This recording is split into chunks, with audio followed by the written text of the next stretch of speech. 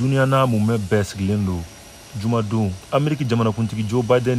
ni Arabic Saudite Prince Mohammed bin Salman minnu ni ko b'u fila bɛɛ kɔnɔ ka ɲɔgɔn sɛgɛrɛ bɛ se ka kɛ daminɛ ye ka jaabi sɔrɔ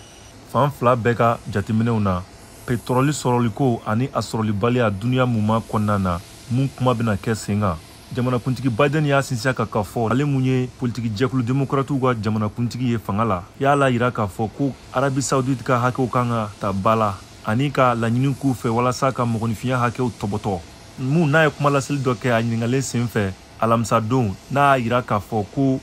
a bɛ fɛ ka kuma ni jamanakuntigi denkɛ ye mun bɛ fanga la Jamal Khashoggi san 2018 na kunnafonidila dɔ mun kun sigilen don Ameriki jamana kɔnɔ o ka fagali hukumu kɔnɔna na ani ka ɲininkaliw tɛngu jamana fanga la. Jamanakuntigi Biden kɔni m'a fɔ kɛrɛnkɛrɛnnenya jaabiw sen fɛ a hakilina ye mun ye Khashoggi ka fagali ko in na. Jamanakuntigi kɔni ka jaabi kɛra ne hakilina Khashoggi kan kɔni jɛlen don kosɛbɛ wa ma deli ka siga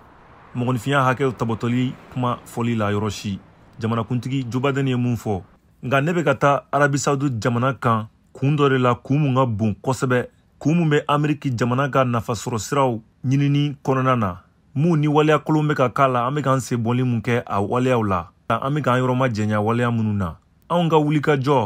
wulikajɔ larabu jamanaw kan Moyen-Orient na. Jamal Khashoggi muso maminɛlen Hatis Cengiz y'a yira k'a fɔ ko ni taama in Saudi Arabia jamana kan ko jamanakuntigi Biden bɛ taama de la ka segin a kɔfɛ walasa ka mɔgɔninfinya hakɛw tɔbɔtɔ. Arabi Saudi jamana kɔni ye u sen kelen ta ka ɲɛsin kow ɲɛli ma baaraɲɔgɔnya kow sen fɛ u ni Israel jamana cɛ yɔni Ameriki jamanakuntigi Biden ka kunnafoli lase jumadon sɔgɔmada joona fɛ minnu y'a yira k'a fɔ k'u bɛna yamaruya di Israel jamana ma ka pan u ka sanfɛsiraw la mun kɛra ka dan sigi sariyakisɛ mun tun bɛ jamana fila ninnu ni ɲɔgɔn cɛ ka ɲɛsin Israel jamana ma minnu tun tɛ se ka pan u ka sanfɛsiraw fɛ u ka jamana fan bɛɛ kɔnɔna na.